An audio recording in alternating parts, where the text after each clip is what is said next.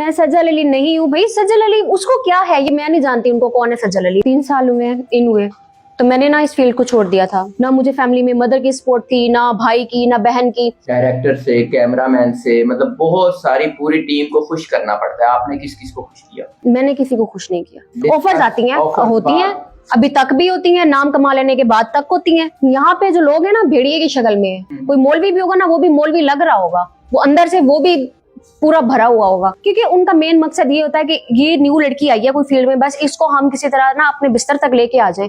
Bed पर जाने के बगैर काम मिल जाता है?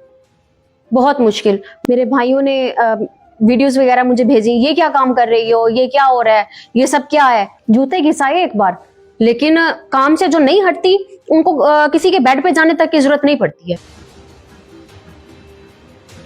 बिस्मिल्लाहिर्रहमानिर्रहीम। पाकिस्तान और दुनिया भर में देखने वालों को अस्सलाम वालेकुम। मेरा नाम भी है मोहम्मद आसिफ। नाज़रीन, ये मेरे साथ जो मोहतरमा बैठी हुई हैं पॉडकास्ट के लिए, इनको पहचाने ये कौन है?